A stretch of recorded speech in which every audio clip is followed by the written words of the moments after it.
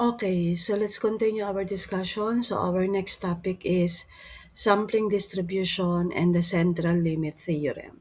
Okay, so this will be the objective of this lesson. So at the end of our discussion, you future engineers should be able to explain when we can use the concept of central limit theorem in sampling distribution.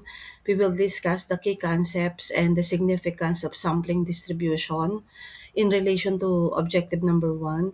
And also we will solve problems involving central limit theorem, comparing if the sample size is equal to 1 and if the sample size is equal to 2. So meaning, anong mangyayari kapag dumadami yung population or yung sample size natin, or ano yung pwedeng mangyari kapag nadodoble yung ating population size. Okay? So, let's start.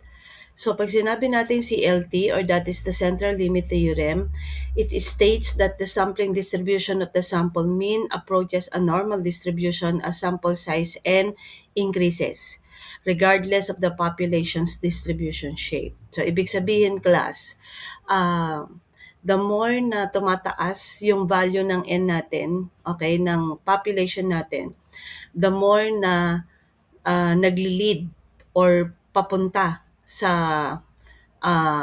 normal curve yung resulta ng ating magiging distribution. So meaning, the more na lumalaki yung population size natin, the more na nagkakaroon ng tendency na maging normally distributed siya.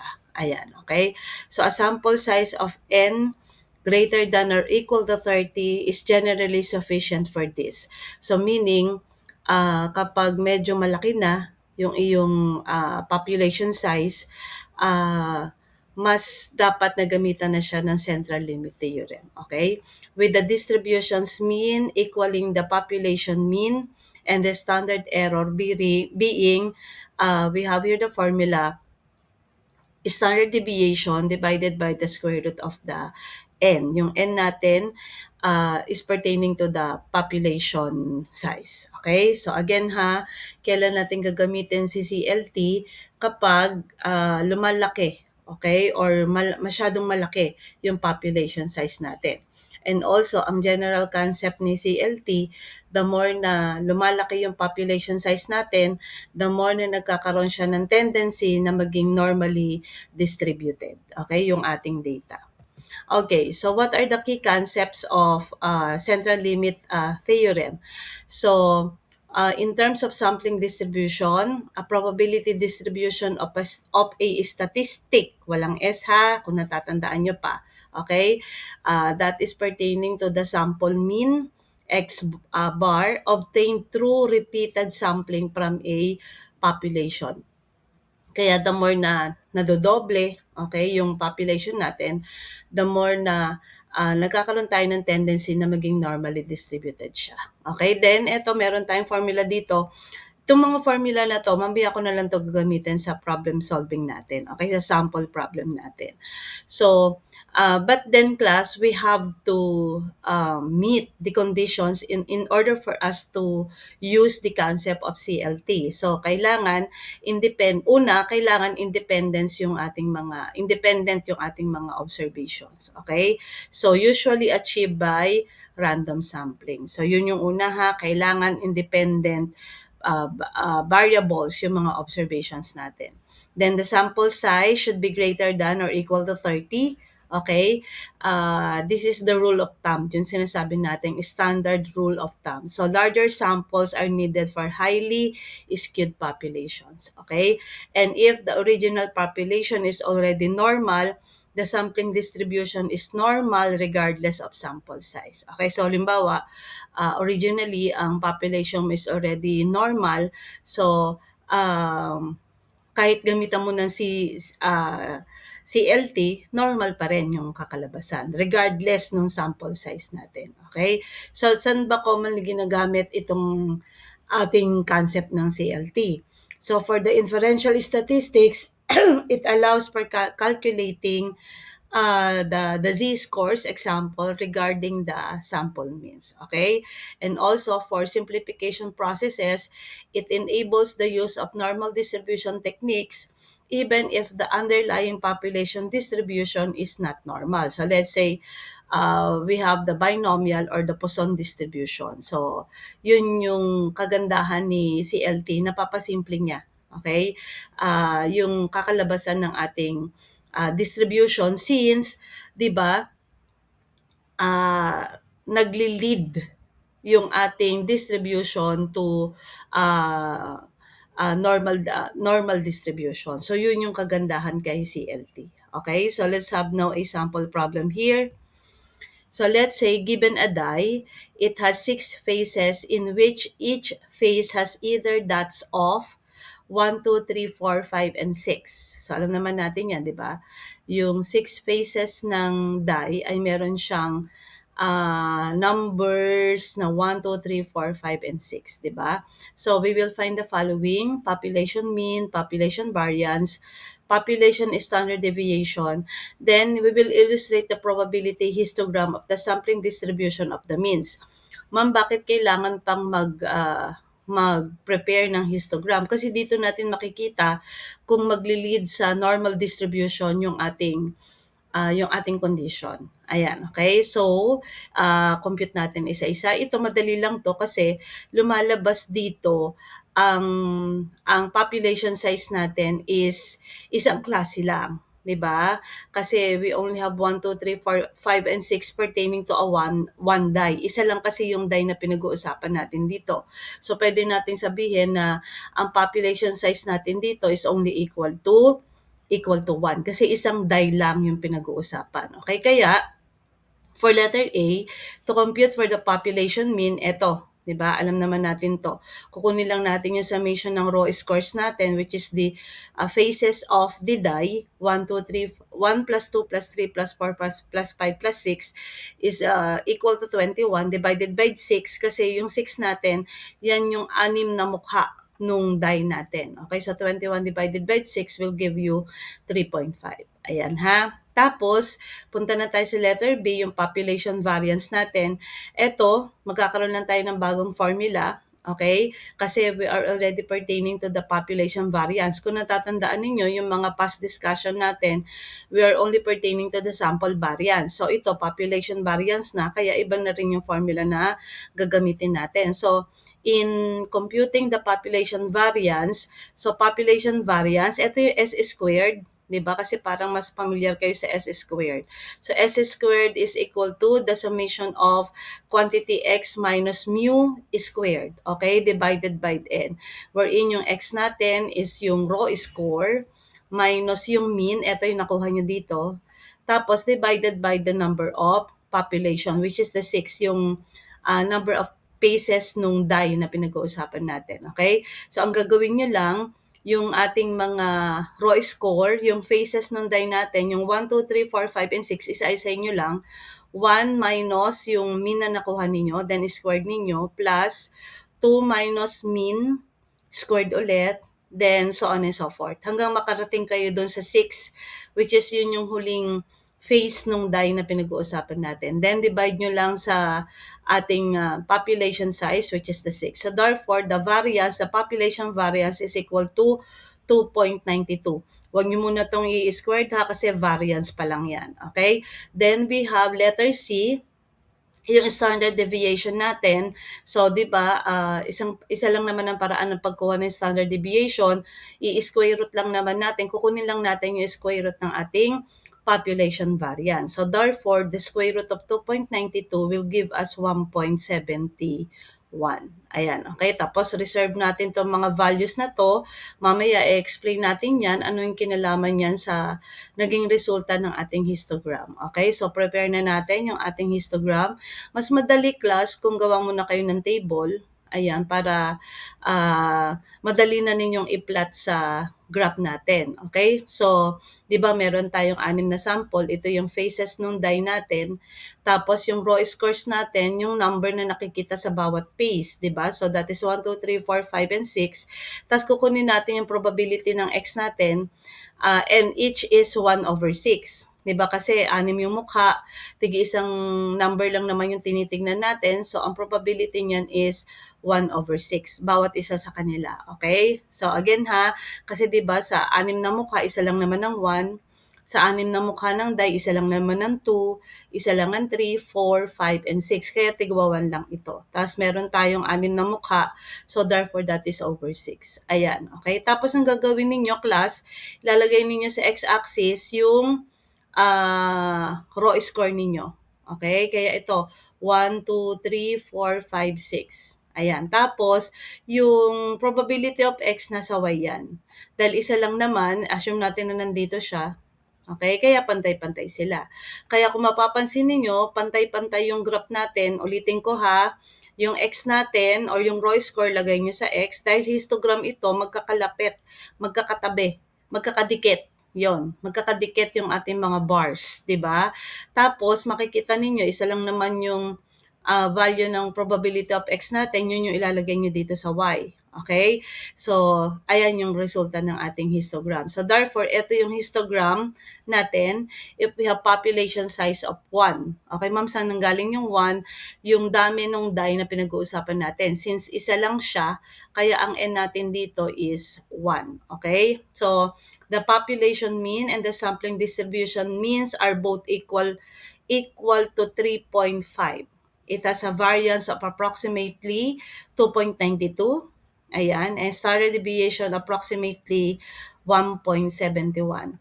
Since all samples have the same probability of 1/6, or that is 16.6, then continues, the trend of the histogram is like a flat line horizontally. So flat, di ba? Flat yung ating histogram. Okay? So, this is the condition if n is equal to 1. Natatandaan ninyo, nabanggit ko yun sa ating objective kanina. Ito. Ayan ha. Kaya, i-compare natin yan. What if gagawin natin siyang 2? Ayan, compare natin ha. Okay. So, given a die, it has 6 faces in which each face has either dots of 1, 2, 3, 4, 5, and 6. Given it as the population, consider the sample size n equal to 2, then we will compute the following. Ayan ha. So, itong kanina, ayan, ang n natin dito is equal to 1.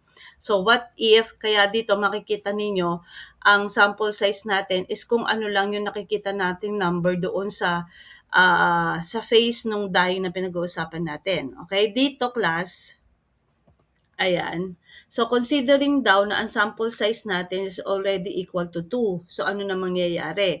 So, we will compute the mean of the sampling distribution of the sample mean, variance of the sampling distribution of the sample mean, standard deviation of the sampling distribution of the sample mean, and also we will illustrate the probability histogram of the sampling distribution of the mean. Okay? So, ang ginawa ko, class, naglagay ako dito ng step-by-step method kung paano ninyo kukumpletuhin muna yung graph kasi kailangan muna natin ng graph ng table kasi kailangan muna natin ng table bago natin magawa yung ating histogram at para din makompute natin kung ano man itong mga hinahanap. So una, lagay nyo yung ating mga given, 'di ba? So obviously ang raw score natin again is yung faces ng die, 1, 2, 3, 4, 5, 6. Tapos dahil given na to, sabi daw ang sample size is equal to 2. So una, step 1, gawa muna kayo ng table na merong 1, 2, 3, 4, 5 na columns. Tapos depende kung ilang observation yung row ninyo. Ha? Pero 5 na columns. Ito, 1, 2, 3, 4, 5. Ito karuktong nito dito to sa ilalim. Ha? Okay, step 1. List all the possible sampling from the observation showing that the sample size is equal to 2. Paano namin to gagawin, ma'am? So, dito yan. So, ang sample size natin is ano yung mga probable combination na pwede natin makita doon sa ating object. So, halimbawa, combination ng 1, 1. Diba? 1, 2, 1, 3, 1, 4, 1, 5, 1, 6. O, tapos na tayo sa 1. So, therefore, punta tayo sa 2. So, combination ng 2, 1, 2, 2, 2, 3, 2, 4, 2, 5, 2, 6. Okay? O, tapos na tayo sa 2, punta na tayo sa 3. Diba? So, 3, 1, 3, 2, 3, 3, so on and so forth. Tapos 4 naman, 4, 1, 4, 2, so on and so forth. Then sa 5, 5, 1, 5, 2, so on and so forth. Hanggang makarating kayo doon sa 6. Kasi 'di ba 1, 2, 3, 4, 5, and 6. So, meron tayong 6 na mukha nung die. So, 6, 1, 6, 2, 6, 3, 6, 4 hanggang makarating kayo doon sa 6. So, yun ang unang-una ha. List all the possible sample from the observation true n equal to 2. Ayan yun ha. Kaya halimbawa, if n is equal to 3, magsimula ka pa rin kay 1. 1, 1, 2. Diba? Tapos, pwedeng 1, 1, 3. 1, 1, 4. 1, 1, 5. 1, 1, 6. Tapos, 1, 2, 1. 1, 2, 2. 1, 2, 3. So on and so forth. Okay, ito kasi n is equal to 2, kaya yung mga possible outcome dyan is combination lang nung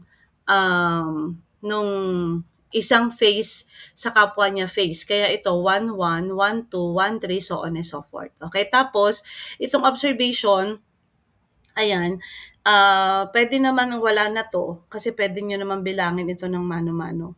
Okay? Kaya nilagay lang ito para lang mas mabilis. So, lumalabas class, we have 36 observations. Hindi na 6. Kanina, ang observation natin 6 lang. 'Di ba? Ayan no, ang sample natin 6 lang. Dahil nga ito, ang sample size natin is already equal to 2, kaya we were able to come up with 36 observations. Ayan ha. So, I hope malinaw to ha.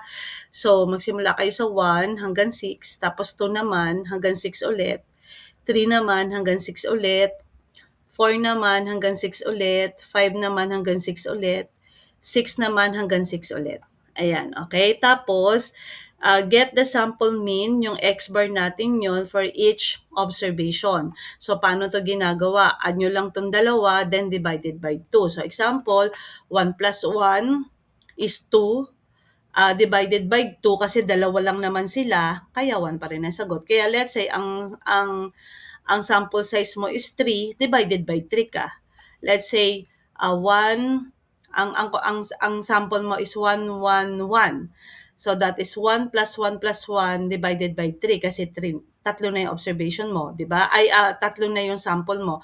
Pero dito, ayan, dahil dalawa lang sila, so divided by 2. So 1 plus 1 divided by 2 will give you 1. 1 plus 2 is 3 divided by 2 will give you 1.5, di ba? 1 plus 3, 1 plus 3 is 4 divided by 2 will give you 2. Dito yon. 1 plus 3 divided by 2 will give you 2. 1 plus 4 divided by 2 will give you 2.5. 1 plus 5 divided by 2 will give you 3. Then, so on and so forth. Hanggang makarating kayo dito sa dulo. Ayan na, ulitin. Paano kinukuha ang sample mean? Add nyo lang yung sample ninyo. Ayan, since dalawa lang naman ito. 1 plus 1 divided by 2 will give you 1. 1 plus 2 divided by 2 will give you 1.5. 1 plus 3 divided by 2 will give you 2. Then, so on and so forth. Hanggang makarating kayo dito. Ayan ha. Okay, number 3. Ayan. So, get the mean of the sampling distribution which is equal to the mean of your sample. Okay? So, 'di ba yung equation natin kanina sa pagkuha ng mean, that is summation of the raw score divided by 6, which is 3.5. 'Di ba? Kung ano man yung sagot nyo dito, ayan, yun na rin yung value ng mean natin. Kaya dito, ang mangyayari, pusin na tayo dito. Ayan ha, yung pang 1, 2, 3, yung pang-4. Ayan. So, pangatlo ha, ulitin natin class ha. So, una, list nyo muna yung possible observations ninyo, showing n is equal to 2. Then, get the sample mean. Ito yon, yung dinidivide. Ayan. Tapos, kunin natin yung mean of the sampling distribution. Kaya ito, mx is equal to mu. Kaya kung ano man yung mu nyo, yun na rin ang mu x ninyo. Okay? So that is 21 divided by 6 is equal to 3.5. Tapos dito na tayo, subtract natin si mu x sa ating sample mean. Si mu x equal lang siya kay mu. Mu is equal to summation of x divided by n. Ayan ha. So therefore, that is sample mean minus the mean of the sampling distribution, which is the 3.5. Kaya dito, ang mangyayari dyan, mga anak, we have here 1 minus 3.5 will give you negative 2.5. Hayaan nyo lang kung negative. Hayaan nyo lang kung negative ang sagot. Sulat nyo lang kung negative ang sagot. Okay? Kasi ang susunod na step, yung sagot nyo dito, i-squared nyo lang. Kaya ang mangyayari kahit negative ito, pag kinuha natin yung squared niyan, positive pa rin siya. So 2.5 squared will give you 6.25. Okay? Next, dito naman. So we have here the sample mean, which is 1.5 minus yung mean of the sampling distribution natin, which is the 3.5. That is equal to negative 2. Squared nyo yan, we have here positive 4. Okay, next. We have 2 minus 3.5 will give you negative 1.5. Squared nyo to, positive 2.25. Okay, next. 2.5 minus 3.5 will give you negative 1. Squared nyo yan, magiging positive 1. Next, 3 minus 3.5 will give you negative 0.5.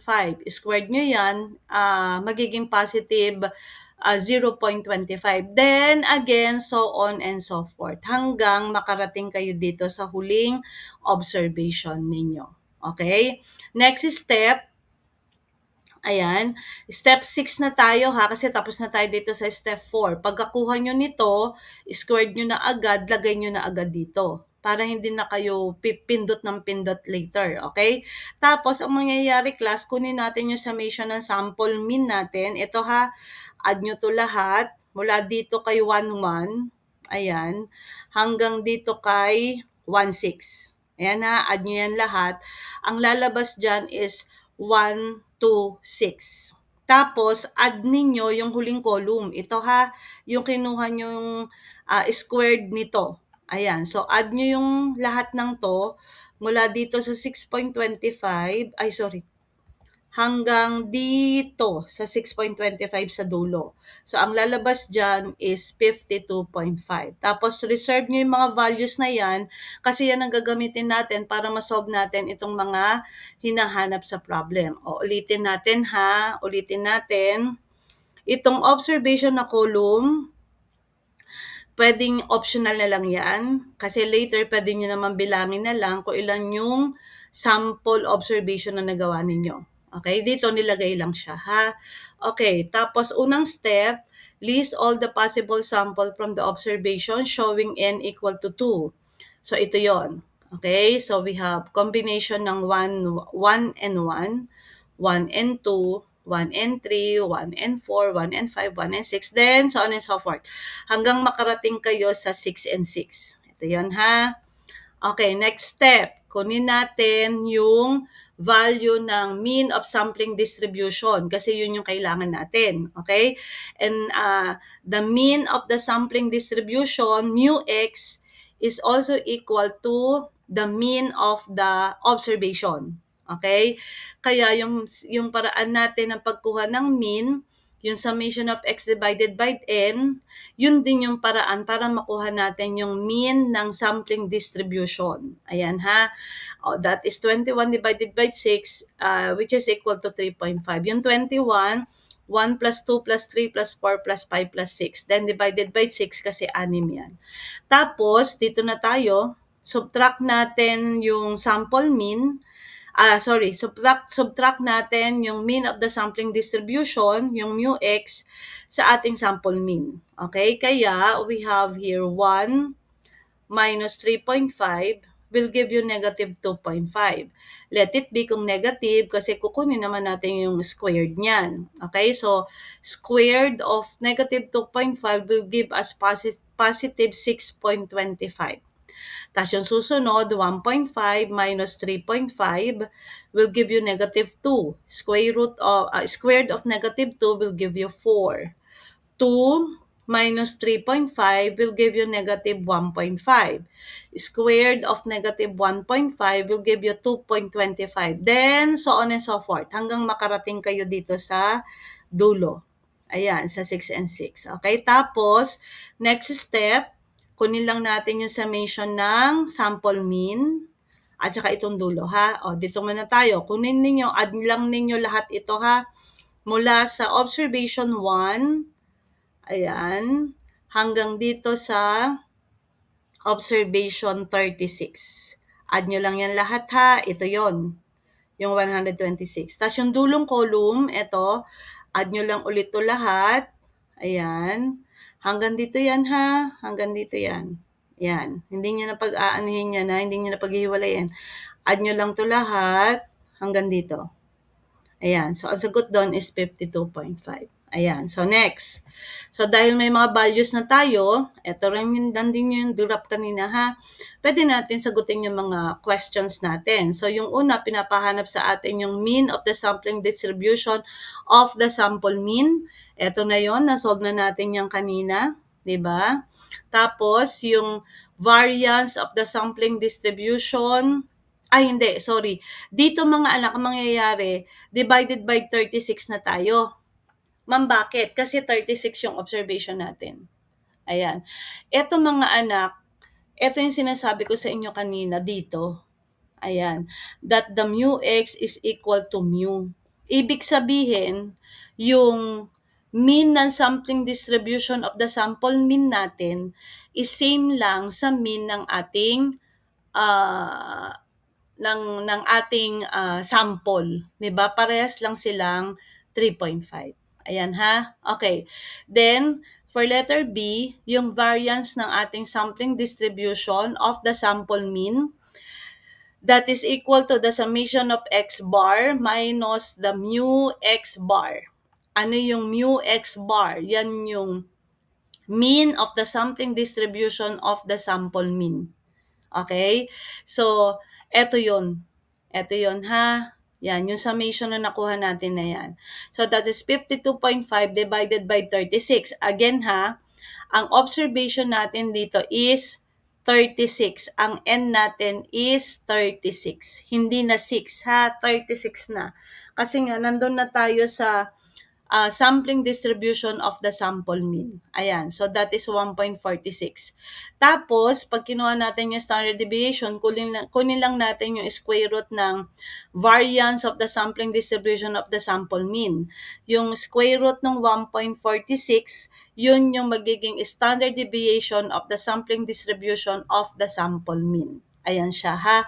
So, iba yung sampling distribution sa sampling distribution of the sample mean. Ayan, okay? Tapos mga anak, ayan, pwede na tayong gumawa ng ating histogram. Ayan, so paano ito gagawin? Gawa ulit kayo ng table. Okay, dito, lagay nyo lahat ng values ng sample mean na nakuha ninyo. Ito yan, sa table. Ayan. Pero hindi nyo na ilalagay ng 1 to 36. Lagay nyo lang lahat ng values na nakuha ninyo. Kasi yung iba naman dyan ay pare-pareho lang. Okay? So, lagay nyo lang lahat ng values na nakuha ninyo. So, pag sinama rin natin yan, eto yung mga values na nakuha ninyo. 1, 1.5, 2, 2.5, 3, 3.5, so on and so forth. Gawin nyo lang siya, i-arrange nyo lang siya ng lowest to highest. Ayan ha, ulitin. Saan nakuha ito? Sa mga values dito sa sample mean. Lilista nyo lang ano-ano yung mga values na nakikita nyo dyan. Okay, so we have here 1, 2, yan, ulit lang naman yan, 2 din yan, 2 din to. Saan pa yung 2? Wala na, tapos 3, 2.5 muna. 2, 2.5. 1, di ba? Ayan. So, yan. Tapos, 1.5. Yan, 1.5. Hindi niyo na kailangang isa-isang isulat ha. Basta ano lang yung mga values na nakita ninyo in general. Tapos i-lowest to highest nyo lang siya. Tapos sa frequency, bibilangin nyo lang. Halimbawa, ilan sa sample ang 1? Tignan natin ha. Ilan dito ang 1? 1.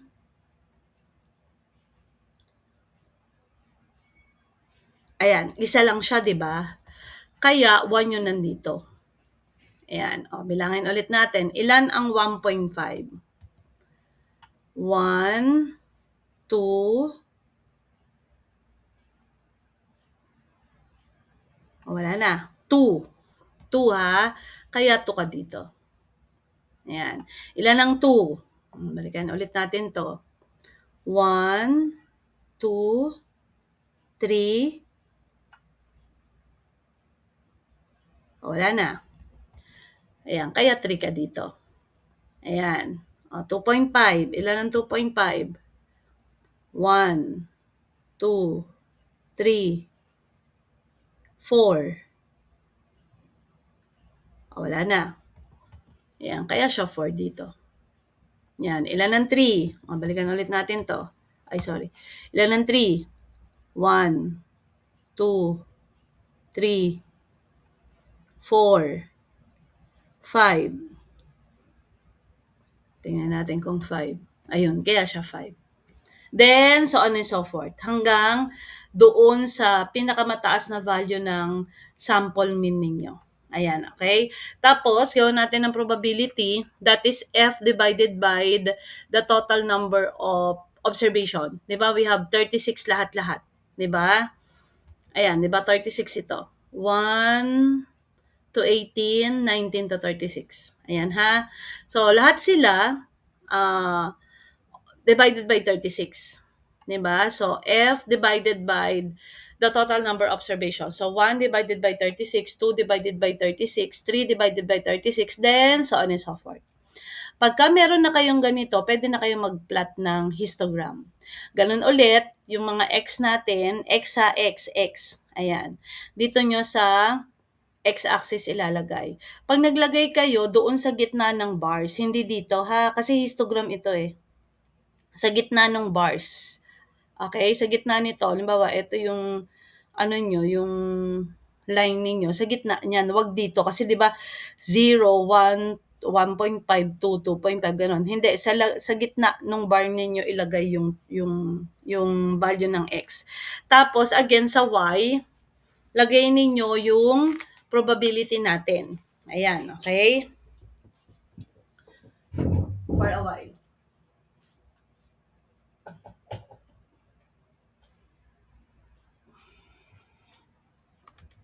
Okay. So, again ha, dito sa y, dito nyo ilalagay ito, yung probability ng sample mean na nakuha ninyo. Ayan, so this is 136, 236, 336, 436, 536, 636, so on and so forth. Tsaka kayo ngayon mag-graph. 'Di ba? Sample size natin, ito, 1, tapos 1 over 36. Kaya hanggang dito ka lang, kay 1.36. Ayan. Tapos si 1.5 na kay 2 over 36. So, ito yung 1.5. Ito si 2.36. Tapos si 2 kay 3 over 36. 2 kay 3 over 36. Ito siya. Tapos si 2.5 kay 4 over 36. 2.5. 4 over 36. Si 3 na kay 5 over 36. Tapos si 3.5 na kay 6 over 36. 3.5, 6 over 36. Ayan. Tapos si 4 na kay 5 over 36. Ito si 4, 5 over 36. Ay, tapos si 4.5 na kay 4 over 36. Tapos si 5 na kay 3 over 36. Ayan. Tapos si 5.5 na kay 3 over 36. Ayan. 2/36, sorry. Si 5 na kay 3/36. Si 5.5 na kay 2/36. Tapos si 6 na kay 1/36. Ayan. Kaya kung mapapansin niyo pag nag-draw tayo ng ano dito, ng curve, ayan, imagine niyo magda-draw kayo ng curve. Ayan. 'Di ba? Normally distributed na siya. 'Di ba? So, compare natin. So as you can see, ito yung parang general properties ng central limit theorem. So kapag nadoble yung ating sample size, the more siyang nagkakaroon ng tendency na maging normally distributed. Kasi ganito yung condition niya. Okay? The population mean is equal to the mean of the sampling distribution. Kung ano yung mean ni n equal to 1, yun din ang mean ni n equal to 2. Diba? So, yun pa lang, ibig sabihin, meron tayong same location ng mean. Diba? Parehas kasi sila ng value. Ngayon, mapapansin ninyo class, kapag itong variance ni n equal to 1, dinivide natin sa 2. Yun yung nagiging variance ni n equal to 2. 2.92 divided by 2 will give you 1.46. Ito yung sinasabi sa number 2. Tapos, sabi dito, pagka daw dinivide natin yung population standard by the square root of the sample size of 2, we have 1.21, diba? Which is equal to the standard deviation of the sampling distribution. So, ano ibig sabihin nun? Kapag yung population ni n equal to 1, dinivide natin sa square root ng 2, yun ang nagiging standard deviation ng sampling distributions of the sample mean. That is why, dahil ganun nga ang condition, ang tendency ay nagiging normally distributed yung data natin, the more na tumataas ang sample size natin. The more na nadodoble. Kasi 'di ba, dito ang n natin is equal to 1, na doble, dito naging n equal to 2. Kaya 'di ba, pag pinag-compare natin yung graph nila, pag n equal to 1, flat line yung graph. But pag nadoble, if n is equal to 2, the more siyang nagiging normally distributed. Yun yung sinasabi sa significance kanina ng paggamit ng central limit theorem. Ayan ha. So ulitin natin. Ulitin natin dito ha. Paano gagawin ng histogram? Lagay nyo sa X yung inyong mga sample mean. Ito yan ha. Ito, hindi F ha. Ito yan. Tapos sa Y, yung probability ng inyong sample mean. Ito yan.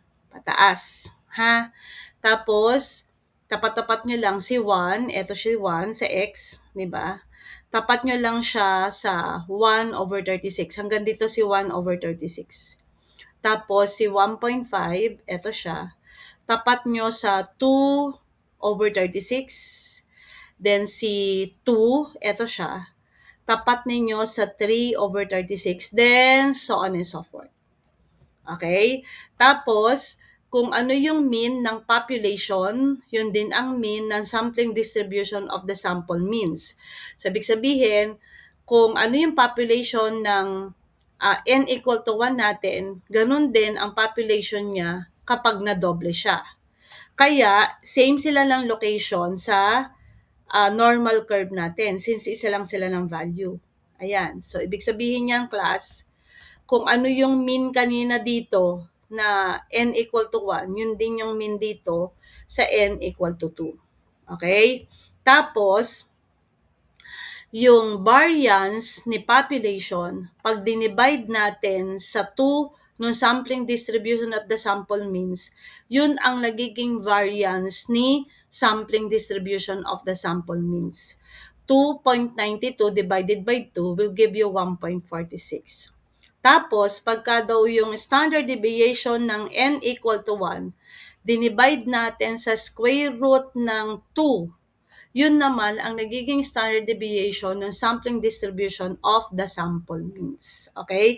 That is why, sa values pa lang na to, makikita na natin na may tendency talaga na habang lumalaki yung population or yung sample size natin, the more na nagkakaroon ng normal distribution yung data natin. Ayan, okay?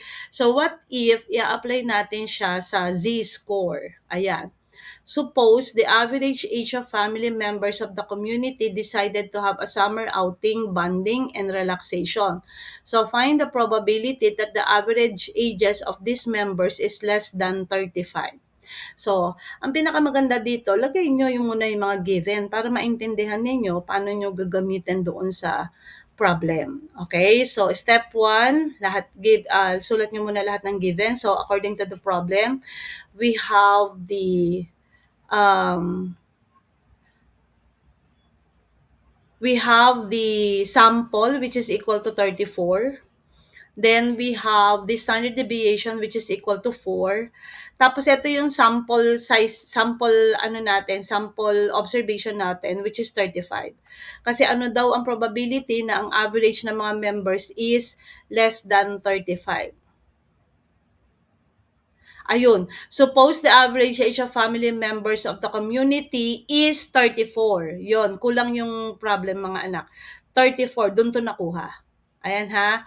Suppose the average age of family members of the community is 34, decided to have a summer outing, bonding, and relaxation. So find the probability that the average ages of members is less than 35. So yun. So ang N natin dito is 100. So meaning, gagamitan na natin to or pwede na natin tong gamitan ng central limit theorem since ang N natin is already greater than 30. 'Di ba? Kaya CTL na ang gagamitin natin dito. So step 2, convert natin yung raw score to the standard score. Yung gagawin natin siyang z-value para magamit natin yung table natin for normal distribution. Okay? So ang formula natin dito class ito. Ito. Z-value equal to, we have here the sample mean minus the population mean divided by the standard deviation over square root of n. Okay? So, we have your x bar natin is 35. Yan yung sample mean natin. Minus yung sample mean, population mean which is 34, divided by the standard deviation which is 4, then divided by the population size which is 100. So proceed to the operation involved. Ang sagot dyan is 2.5. Okay? So third step, gamit tayo ng z-table to find that z is less than 2.5. Kasi ang sabi dyan, find the probability that the average ages of this member is less than ha. Kaya yung z natin is less than 2.5. Yung 2.5, eto na yan ha, yung nakuha natin sa standardized score. Ayan, yung z-value natin. Ayan, okay? So, gawan natin ulit ng Gaussian expression. So, z-value is greater than 0 but less than 2.5. Okay? Tapos mga anak, gamitin ninyo yung unang-unang table na ginamit natin, yung normal distribution table, yung ginamit ninyong table nung nag-midterm tayo. Ayan ha. So, gawa ulit tayo ng normal curve. Dahil ito ay positive 2.5, nandito tayo sa right side from 0. Di ba, positive 1, positive 2, positive 3. Sabihin natin, assume natin na nandito yung 2.5. Ayan, sabi less than, so therefore, lahat na nandito sa left side ni 2.5. Kasi pag nandito na sa right side, greater than 2.5 na yan. Kaya itong left side ni 2.5 ang shinade ko. So itong shaded area na to, ang hahanapin natin. Ano yung area niyan? So pag tumingin tayo sa table, yung area from 0 to positive 2.5. Mula lang dito yan sa 0 ha. Ayan. Hanggang dito kay 2.5, yun yung 0.4938. Ang problema, meron pa tayo ditong kalahati kasi lalabas lahat ng ito ay sakop niya since less than 2.5 nga siya. So therefore, mag-a-add pa tayo ng 0.5 kasi 'di ba ang kalahati nito ay 0.5. That is why the probability that the z value is less than 2.5 will be equal to 0.4938. Ito mga anak sa table nyo to titignan ha. Sa table ng normal distribution natin. So 2.5 is from 0 to 2.5 is 0.4938 plus yung kalahati which is 0.5. So that is why the area is 99.38%. So ano ibig sabihin yan? Ibig sabihin, mataas ang probability na ang average ages or edad ng mga members na sasama sa outing is less than 35. Okay, ibig sabihin, walang mas madami yung mas bata sa 35 years old. Okay? Mas malaki yung probability na mas maraming mas bata pa sa 35 years old na sasama doon sa outing nung community. Okay? So 99.38%. Ibig sabihin, majority ng population, ang edad ay bata or mas less sa 35 years old. Okay? So that is central limit theorem. Thank you.